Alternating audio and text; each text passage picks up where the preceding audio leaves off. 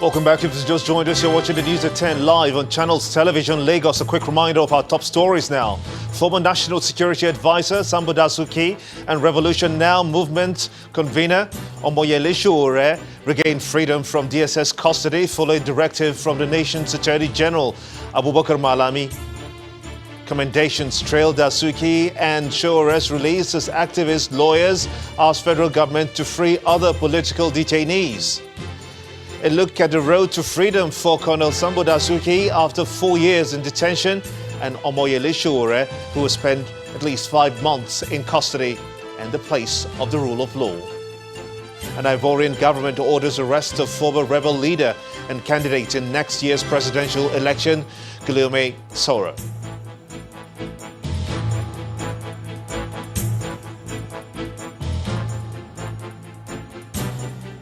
For more information on our top stories and others, please visit our website. It's channelstv.com. youtube.com/channelsweb has videos of our shows.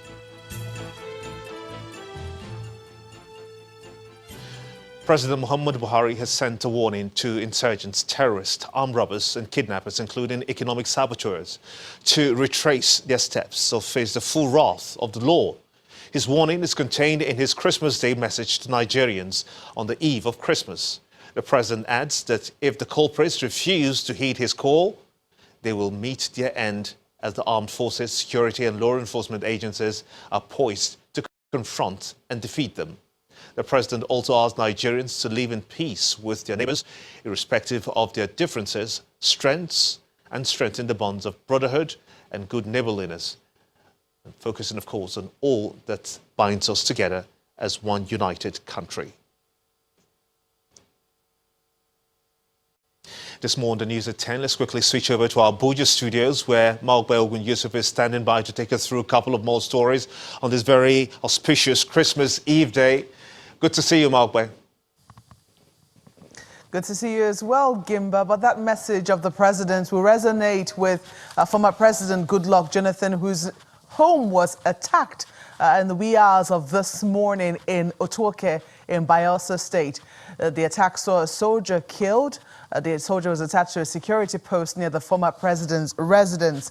A statement by the media advisor to the former president, Ikechukwueze, explains that the gunmen came to Otuoke in about 5 engine boats and attacked the security post located about 100 meters away from Dr. Jonathan's residence at about 1:30 a.m. He added that the attackers attempted to seize a gunboat belonging to the military stationed at the creek beside the residence, but were resisted by soldiers who engaged them in a firefight.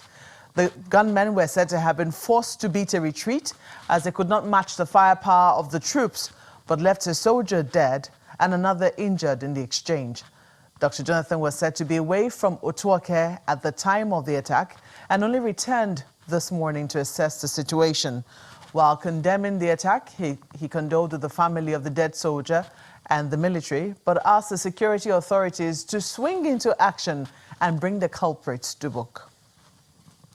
Meanwhile, President Buhari has called former President Goodluck Jonathan on the telephone to sympathize with him over the gun attack in his Otuoke home.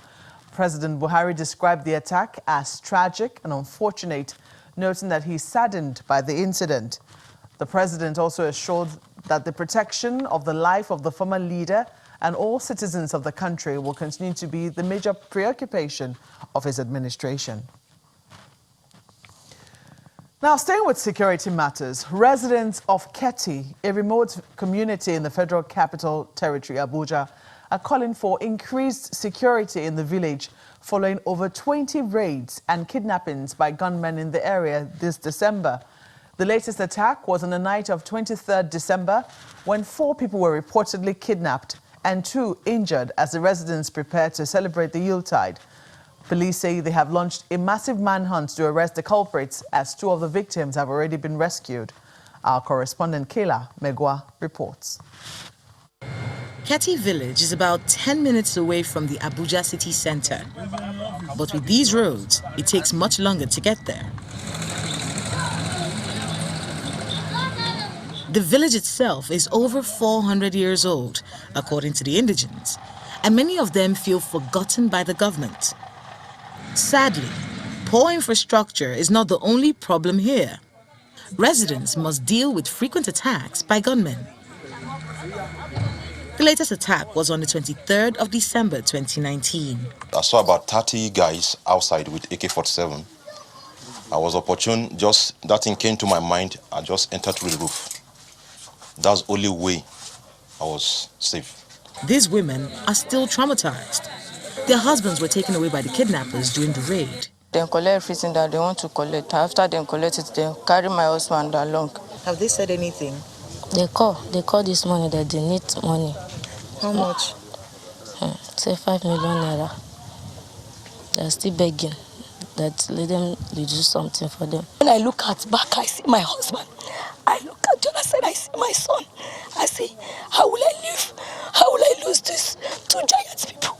Who will take care of them when they was? So, don't mind them. You've not slept, have you?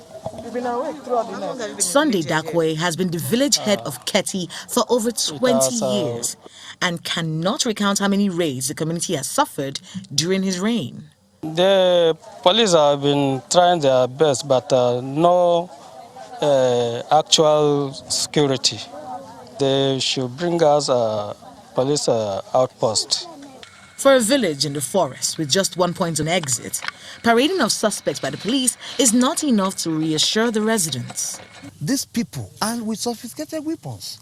It means they are somewhere and well camped and are strategically carrying out the activity. While the police say the need for an outpost in Keti is being addressed at the administrative level, they call for calm.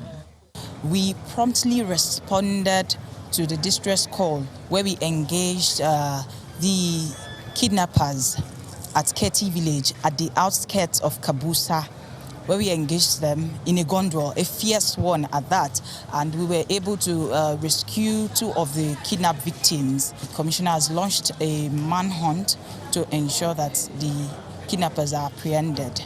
The question has always been about the security of suburbs in the FCT. As you saw when we were coming in here, it's not up to 10 minutes away from the city center, yet deplorable facilities and no security in this village. The call is to security agencies to ramp up security at these suburbs so the people can not only have a Merry Christmas, but just live safe lives in the FCT. Kayla Megwa, Channels Television News. Well, away from security matters now to other stories that also concern the Yuletide. Prices of food items and livestock have increased in the nation's capital city, Abuja. At the Wuse Modern Market, located in the central part of the city, despite the hike in the prices of food items, residents are making last-minute shopping for the Yuletide. Most motor parks in the city are, however, experiencing a low turnout of passengers, as transport fares have also experienced an increase.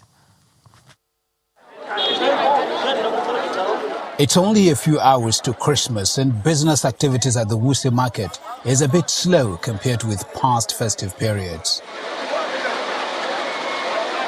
Few buyers are doing their last-minute shopping. This woman, who specializes in the sale of hampers every festive season, laments the poor sales. The patronage of this year is not as much as compared to that of last year, due to people are complaining there's no money, things are hard, and price of things are increasing, which is really affecting everything in the market.